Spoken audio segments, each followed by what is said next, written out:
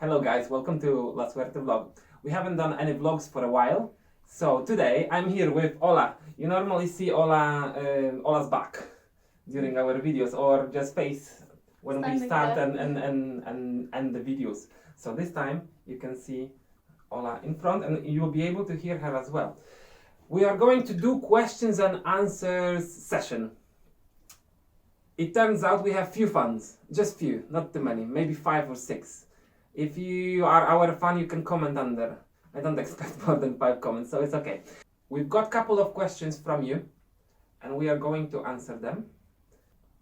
And we are going to tell you some stories related to these questions. So let's start straight away. The first question, how long you've been dancing and how did you start? So you can start first, go for it. A tricky question because I would say I started when I was about 7. I started figure skating when I was 7, and alongside that I had to do ballet and different dances to look presentable and nice.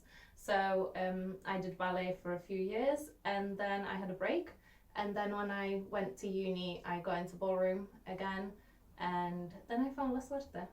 Yeah, see, so how, can I ask how old are you? Do you want to tell the fans or not? I can say. Yeah, I'm 23. 23, so it is 17 years of dancing, Yeah. 16-ish. La Okay. Suerte since 2015, 16 more or less. Yeah. Yeah.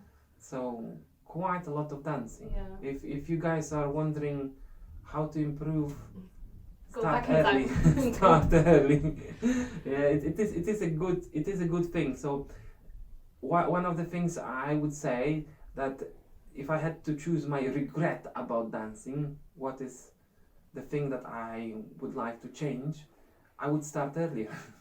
Yeah. And I think many people would say the same. Yeah. Yeah, because even if you don't do it constantly, just because you've started when you were a child, you have that in you already.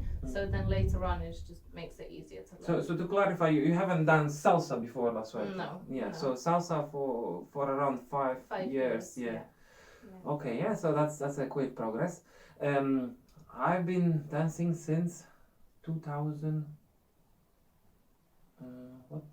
2007-ish. Was that uni? Uni, yeah. I started uni in 2005. So yeah, in 2007 I started doing dancing, but salsa was not the first choice as well. I started with ballroom. I think a lot of people start with.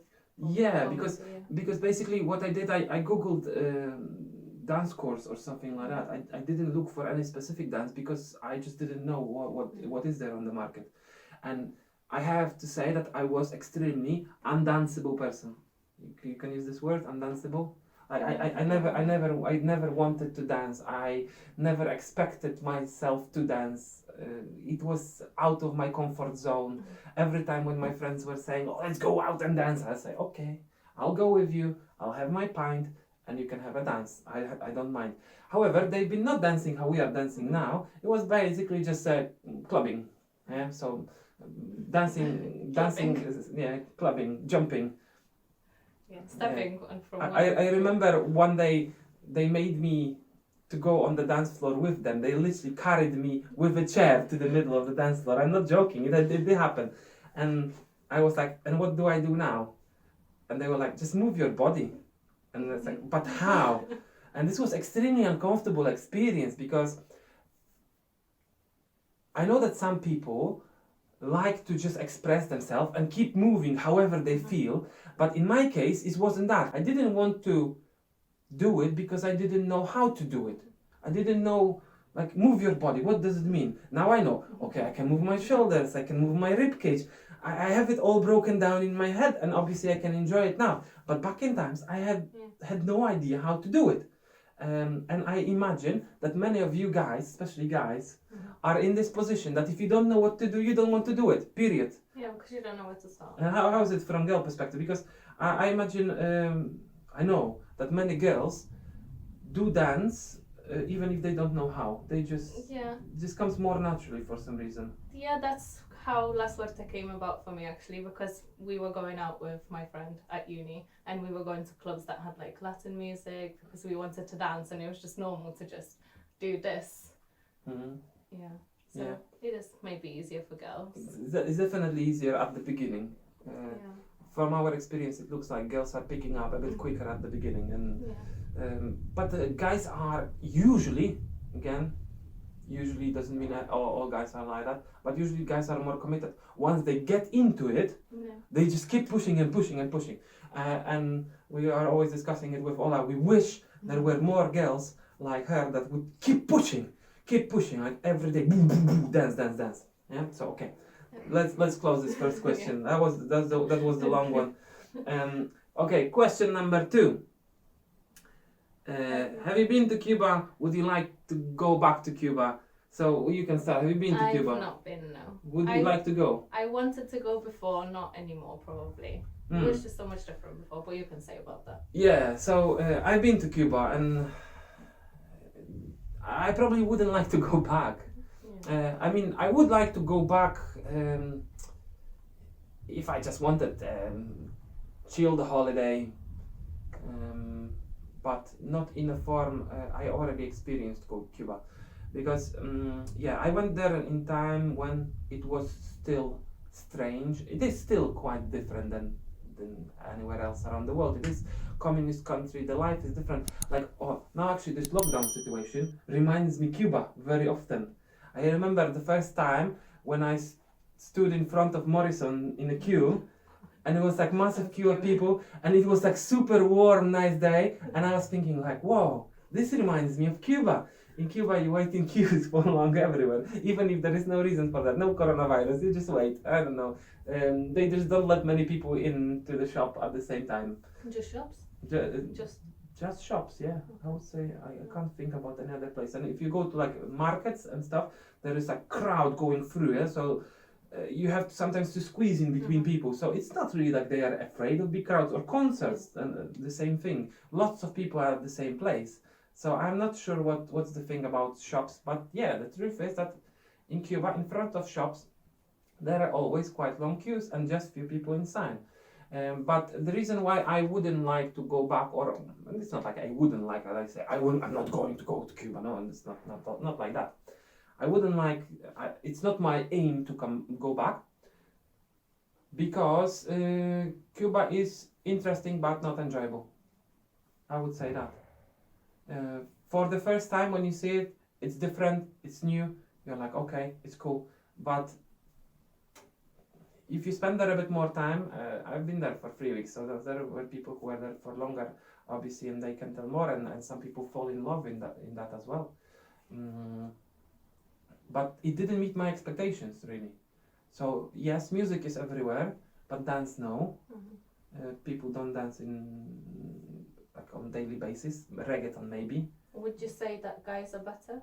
Maybe that's why. In dancing. Yeah, because when Wojtek went, he was like, "Oh, guys are so good," but then girls, they don't dance up. So I would say that guys were able to move, but they didn't know how to handle girls as well. Okay. So like went to this massive Havana de Primera concert when people were actually trying to dance. It's nothing like in here. It was chaotic. It was random. It didn't look nice. I'm sorry to say.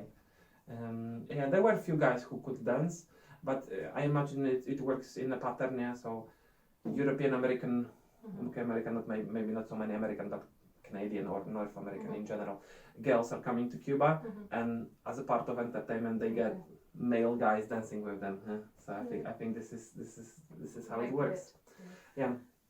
So yeah, if I might make a special episode about Cuba. I have so many videos and photos that I never published. So maybe at some point I will tell you a bit more about Cuba, or the time I was in Cuba, because now it has changed quite a lot. Let's continue. What dance style is your favorite and why? Go on, Ola. Go on, start. Bachata, I would say bachata. But you can't just say now it's bachata, because it changes so much. When I started, I never wanted to dance bachata. Like going to a party, maybe dancing 2 or 3 songs would be enough. So it was just salsa, and then it was Afro. I loved Afro for so long, and then now it's bachata. But it didn't change because you went to Spain and they danced so much in it changed because of Spain. Obviously, they didn't do so much Cuban in Spain. So sorry, let me just clarify that. So Ola spent a year in Spain studying. Yeah. So In Spain, bachata is massive. Yeah, it's massive, and Cuban is not very big. Well, I was in the south, so I know in Barcelona they do Cuban. Yeah, there are Cuban people living in Barcelona. Yeah. There's Michal Cabrera, the singer Tu Sonrisa, if you heard this song, that it's on top of the charts right now, guy from Barcelona. Or Jorge Camagüey, who used to organize Wawanko Festival in Barcelona, he lives there. And there are many other people. I think this is Kevin Cano, he has his dance school as well. Yeah. I've seen him on Facebook multiple times. Yeah, I think, so, how they call it, Ritmo al Mundo or something like that. Okay, doesn't matter. Yeah. Yeah, but I was far away from Barcelona anyway, so they did a lot more line. So I had to learn line, but then every party would be like one salsa song and 3 bachatas. So that's why. Another thing about Spain I heard is that they advertise it as salsa party because salsa is like a keyword. Yeah, maybe. And then you go there and you get bachata. Yeah, maybe. Or they because do, it's easier to dance. or they do this SBK as yeah. well. That is kizomba, but they don't dance kizomba that much. Yeah. At least where I was, it wasn't that big. Yeah. Yeah. Okay. So we'll see what's next. I'll just answer that because for me it is definitely salsa, or let's call it timba. No, timba. I like the mix. I like the fusion of, but not fusion of everything. Fusion of authentic Cuban styles. So if you put in salsa a bit of rumba, a bit of afro, a bit of son, this is something what I really enjoy. Like changing rhythms, playing with the rhythm. Adding some weird stuff. This is something what I enjoy. Yeah. And the complexity of Cuban music. I know that again, for the beginners, it's a nightmare always. We discussed this multiple times. Like, oh, you hear these weird rhythms, you don't know where to start even. But longer you dance, more enjoyable it is. Okay, continue. Oh, that's a good one. That's a good question. What annoys you the most during social dancing? Go on, you go first. So from male perspective, probably the most annoying is if the girl rejects you. Okay. Yeah, that's and does that happen often? Well, no, I mean in here almost never. People are too polite. Yeah, but I hear that more from stories of people, and it did happen to me recently at Revolution de Cuba. I don't go there often, yeah. And I was we were doing this team bachata party, and I asked this girl to dance, and she was like, no, and she was like, she had this face like extremely rude and impolite, and I'm like, what the hell? Yeah. This is not salsa as I understand it. It's more I was DJing at this party and I were teaching the class as well. Yeah. So it was like very strange. But I'm like, okay, whatever. If you don't want to dance. And she could dance. It's not like she couldn't dance because sometimes it happens that people get intimidated if they are asked to dance and they don't dance. That's kind of normal. And I'm not getting upset about that.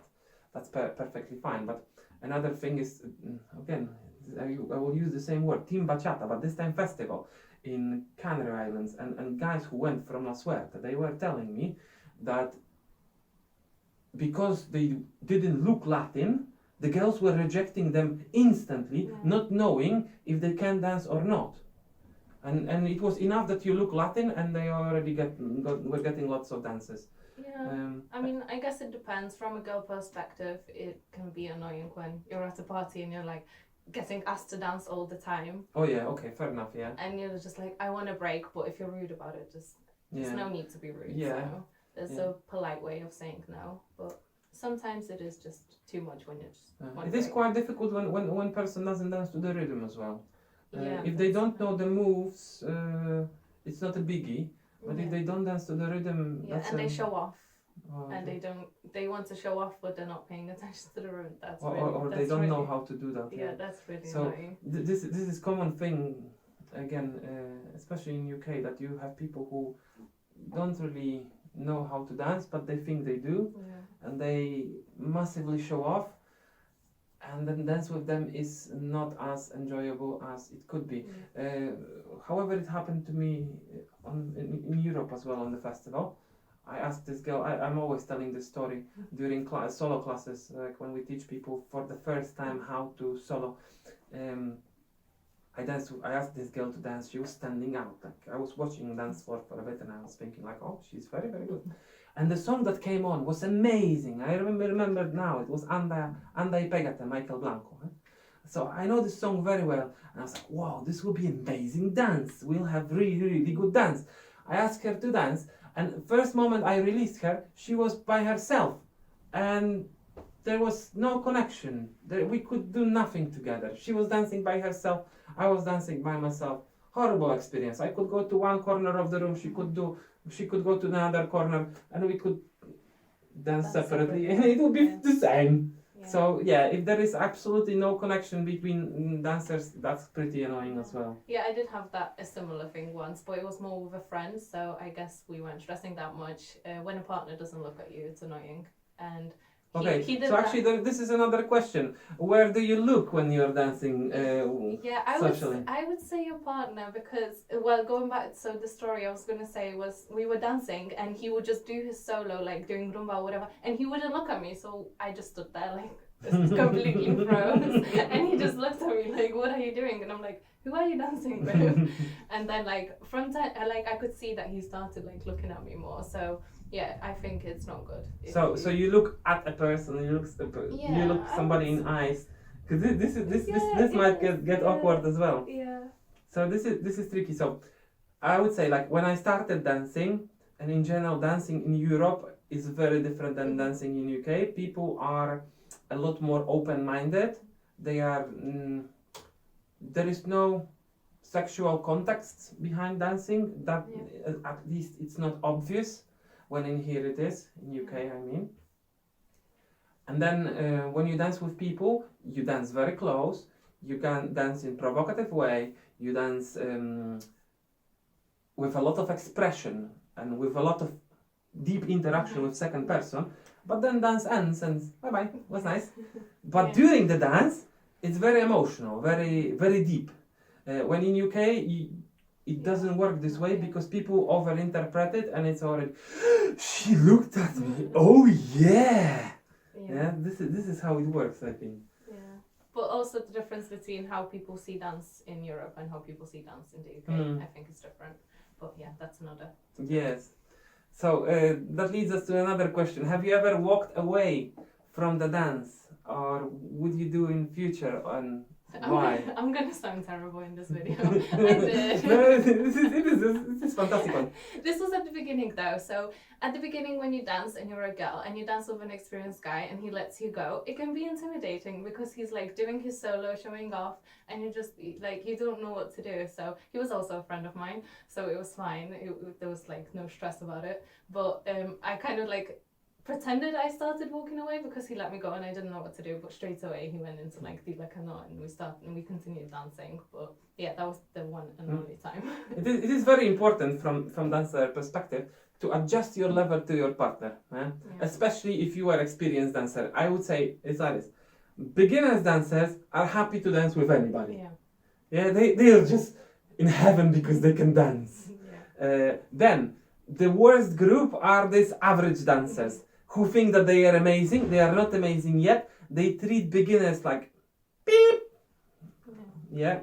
They don't treat them well, and they show off in front of advanced dancers, and they are a bit pain. Over time, they realize that this is not the way, and even if you like to, like showing off in dancing, this is a difficult topic again, because there is big difference between showing off and expressing yourself. Yeah, so if you are both having fun and you are doing crazy stuff, I wouldn't really call it showing off. But if you do something to impress your partner and you intimidate your partner at the same time, you put him or her in an uncomfortable position, this is wrong. This is just wrong. I was young and silly then. You told me before that you had another story when you slapped somebody. Tell me about that, because I haven't heard this story before. So I'm very curious when the girl is slapping the guy during dancing. Again, it was 2 years ago, so I was young and very Was it in Manchester or no, it was in Spain. Okay. So in Spain, so it's safe. It's safe to say that. Yeah, he won't find us. So in Spain, there's this tendency, at least this party that I was at, they had this thing where after each dance they would give each other 2 kisses on a cheek, like like they do for hello, it would be the same for thank you. But he just like randomly kissed me on a cheek during the dance. So, and it was bachata, so I just moved away and like slapped him and never danced with him. But I think he deserved it. Okay, yeah, fair enough. Don't kiss randomly someone like you don't know. So Yeah, maybe I was giving him wrong signs. What you said before about how you dance and people take it the wrong way. Maybe that was it. I mean, Spanish culture is very different. I wouldn't even call it Latin culture. It's more Spanish thing. When I was still in Poland, at the very beginning when I started dancing, there were a couple of Spanish guys who came for Erasmus exchange, and one of them actually could dance a bit, and he was like that, very direct, and he didn't care much about what people think about it, what girls think about it. He got pretty bad reputation straight away. However, it didn't stop him, and it didn't stop some girls as well. So it had to work in a way, otherwise they would never do it. Yeah. So I think if they tried a couple of times, statistically they will succeed sometimes. Sometimes they'll get a slap, sometimes it will go a bit further. Who knows? Okay, next one. Is it okay when a woman is asking a man to dance? From your perspective. 2 years ago I would say no. But now I would say yes, it's definitely okay. We shouldn't be limiting ourselves to dance with people who just ask us to dance. Like, why can a guy stand there and be, like looking out for the girl he wants to dance with, and then he goes for it, and the girl has to stand there and wait. Like, if you see a guy you want to dance with, just go for it. Yeah, exactly. I would definitely say go for it, because the girls who dance more are getting better quicker. This is a fact. Because of that, you would like to choose your dances as well. Because imagine that, if you are standing on the side and random guys are asking you, you might get a lot of dances that you enjoy and massive number of dances you don't enjoy. Because you leave your faith into arms of whoever. Yeah. And instead, you can just decide what you are doing. Like Ola is saying, look around who you fancy to dance with and just go for it and ask them to dance, and there is nothing wrong about it. It is difficult in your head, I think, at the beginning to do it for the first time, but from men's perspective it's equally difficult. I know about guys who've been coming to our classes. I will not mention the name here, but there was a guy, he's still coming. He's been coming to parties for 3 months, standing literally next to the door, never asked the girl to dance, never attempted to dance for 3 months. And he was coming week by week, Saturday after Saturday, every single party, and he didn't ask a girl.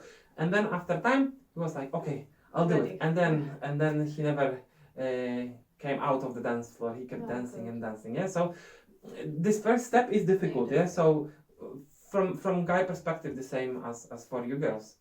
If you feel like, oh crap, this is uncomfortable, I don't want to ask him to dance, or I don't want to ask anybody to dance. Have in mind that guys felt at the beginning the same. Yeah, it is a bit uncomfortable. You're afraid of rejection.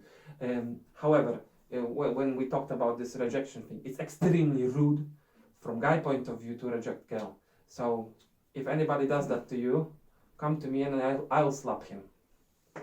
Yeah, I think he deserves that. However, again, there is this one really reasonable exception when you are tired. Like you've danced 5, 6 songs and you're like, oh man, I need a break. And then another person comes and asks you to dance, and it's like, please give me a break. But there is a solution. There is a way out of it. Tell me. Tell me. No, you say, give me a break. I'll come back to you. I'll find you, and I'll dance with you when I rest for a moment. This is the way. Yeah? And if this person doesn't come back to you, remember that. This is rude. Okay, next question. What would you do if you were not dancing? And we can drag these questions into multiple dimensions, because we can talk what would we do during the lockdown if we were not dancing, because actually this dancing keeps us sane during the lockdown, and we are quite lucky because we can dance almost every day, really. And what would we do if we didn't do it? What would you do? from this perspective? Cook and eat.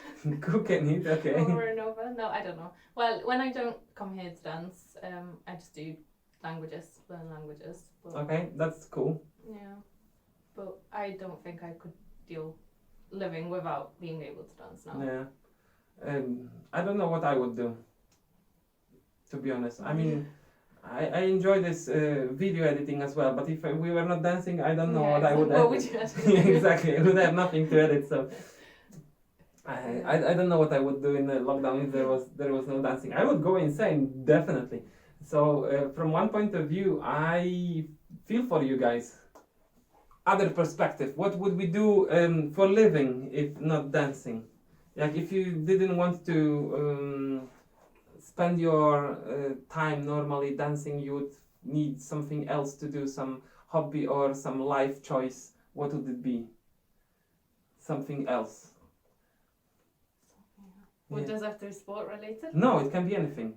Because so I'll answer first. You have time to think. Okay, thank you.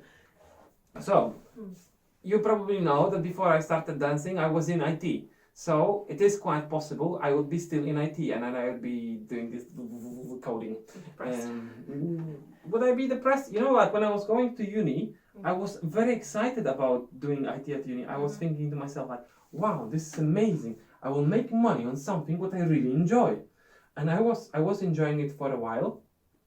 What changed my perspective was again work in UK. Unfortunately, it wasn't as enjoyable as I would imagine.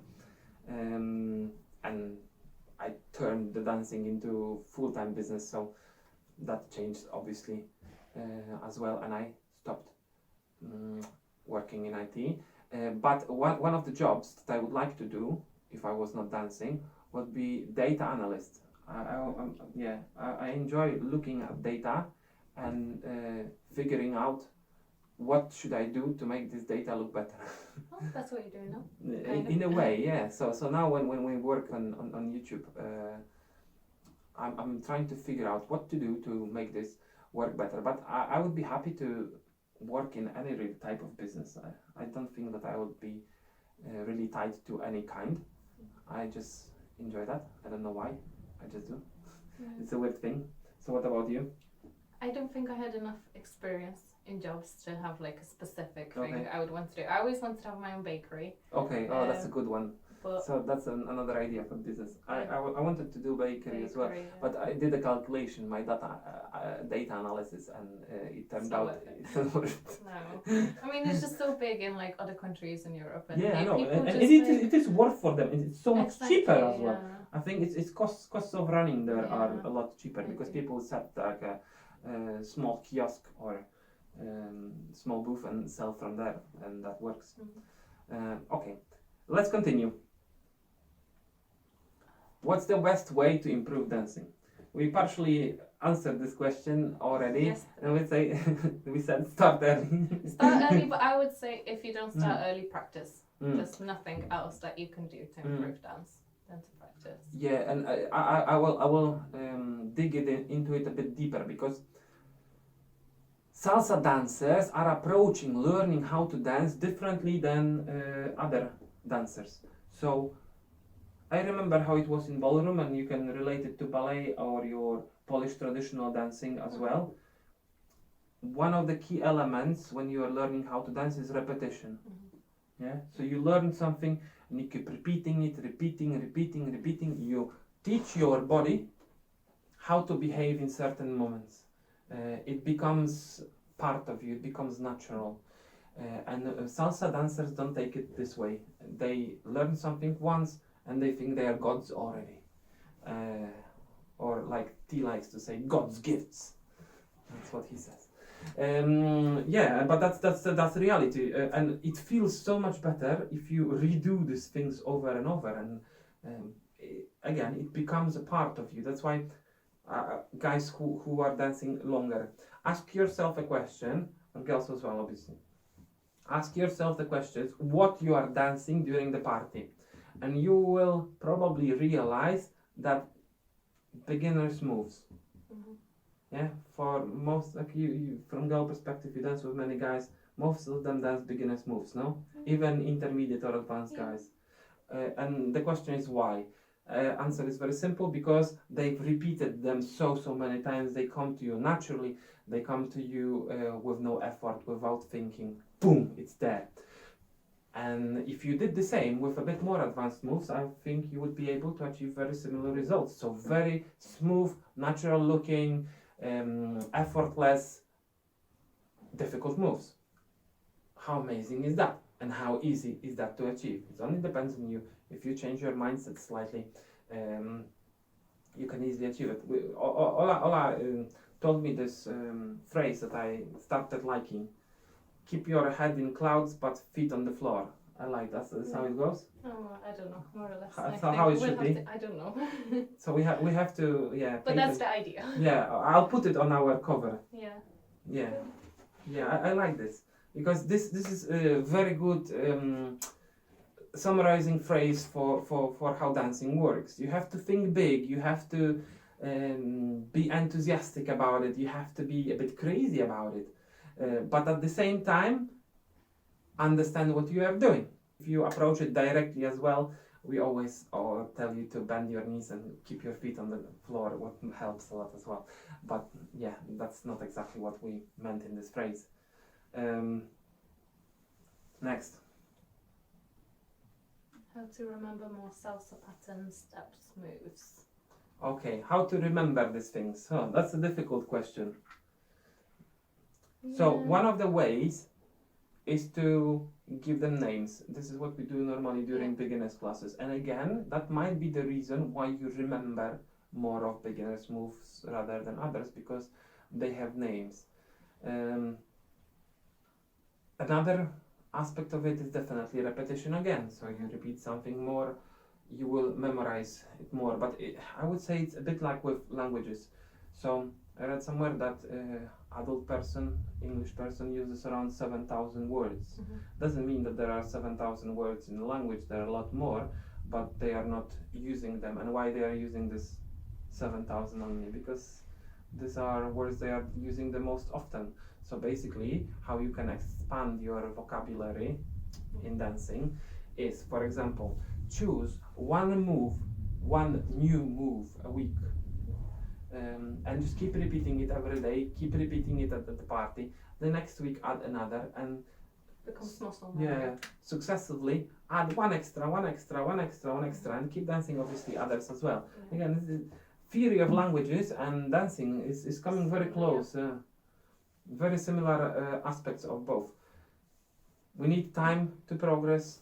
We have the progression of understanding, like coming from small steps to footworks, to moves, to sequences, to routines, to whole shows. The same like in languages, you have some words, phrases, sentences. Then you're able to compose poems or write books and stuff like that. But it kind of grows gradually. And dancing is definitely a form of communication. It's a very strange one, but it's a cool one. Let's continue. We have 2 more questions. That's a difficult one. How do you imagine yourself in 10 years from dancing perspective, in dancing context? Ola. In 10 years, geez, how much can you learn in 10 years? So that's easy. There's 10 years difference between us. And where were you 10 years ago? Just no. Yeah.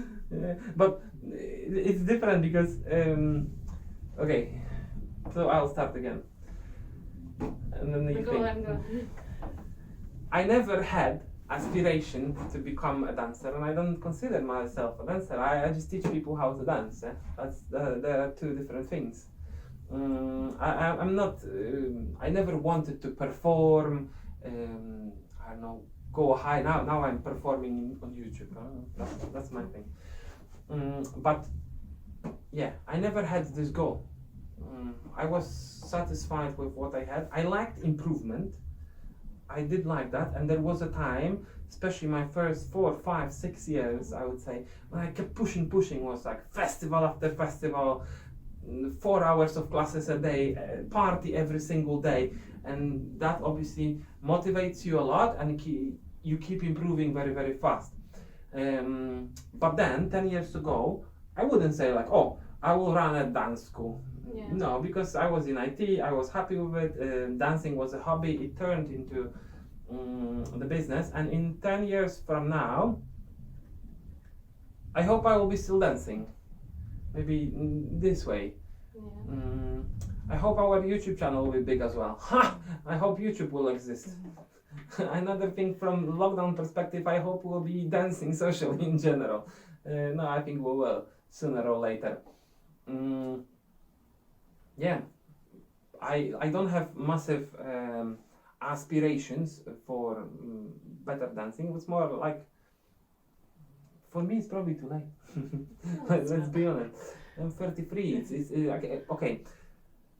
It is a tricky aspect because sometimes I feel like learning new things comes relatively easy, but I can imagine also that if a young person was in my position with similar knowledge experience,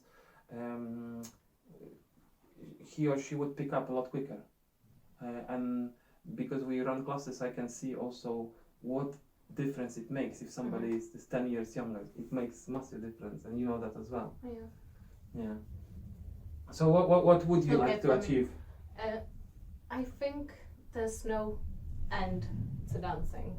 Yeah, So just like that's learning true. languages, you're always learning. There's always new vocab that you're going to learn. So I don't see a point in setting myself, okay, this is where I want to be. Of course, I have But you goals could in have a terms goal, of- yeah. Like for yeah. example, I don't know, you would like to be festival teacher.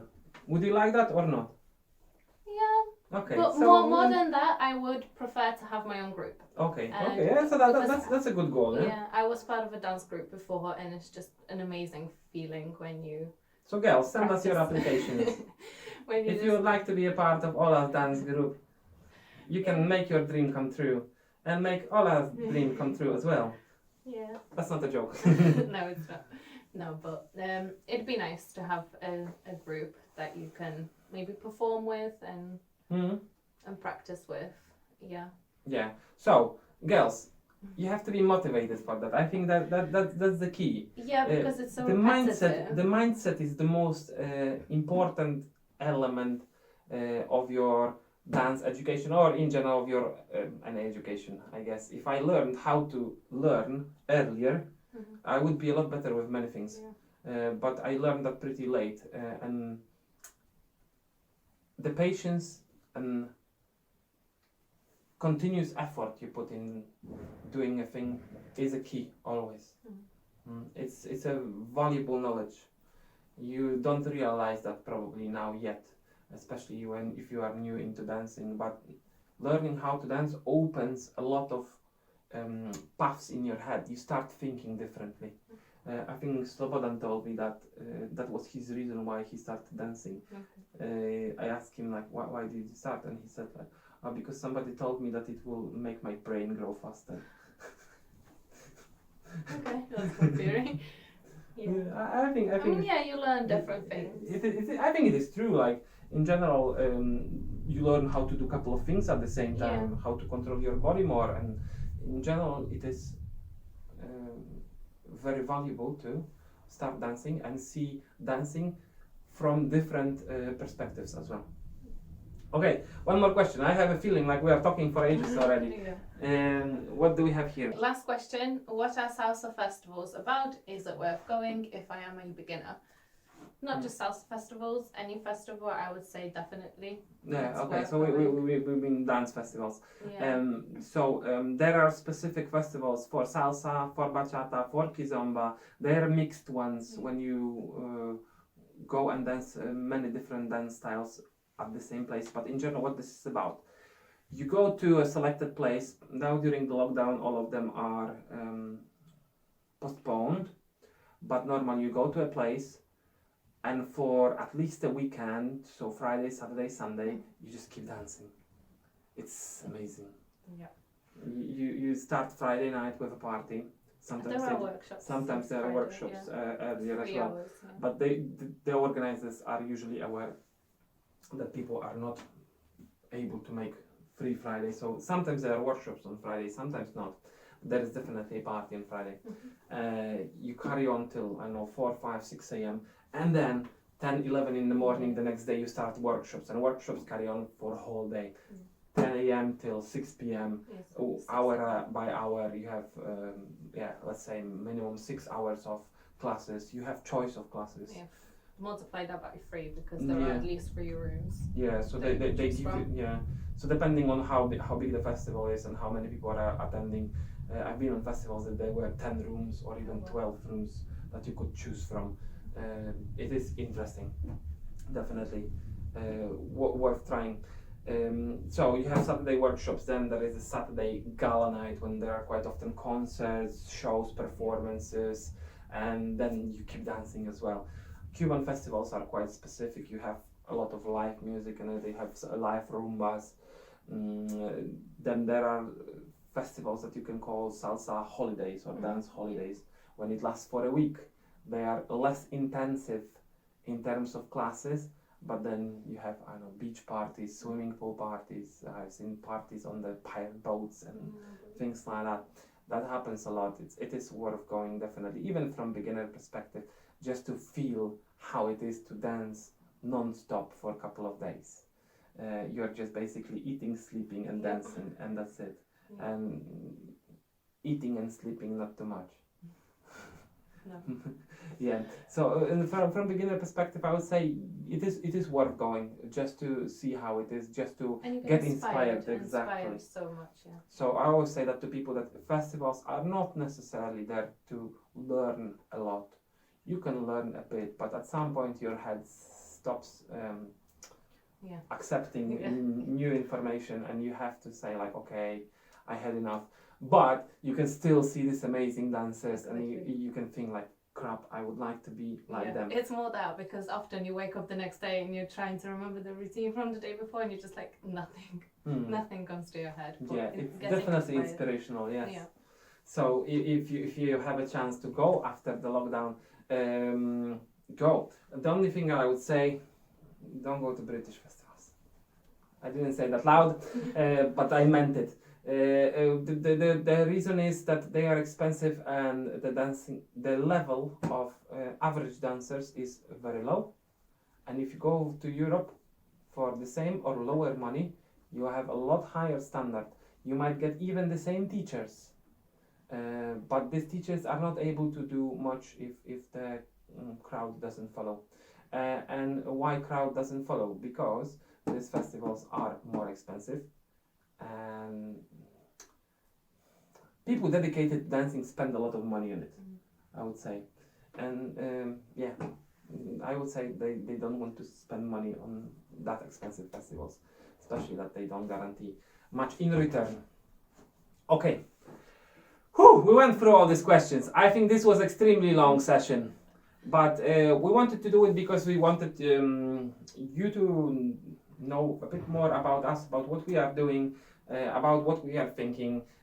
It is a way of communication with you. So if you would like to tell us something more, leave a comment. If you would like to ask some question, do it, no problem. You can send question in private if you are afraid to ask in public. We don't mind that as well.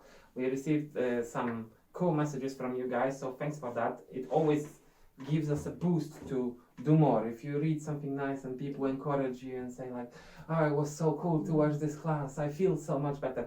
If you feel better after watching us, we feel better at the same time. So that's very encouraging for us. Okay, before you finish this video, remember to like, subscribe and press the bell. Like, subscribe and press the bell. Follow us on Facebook, follow us on Instagram.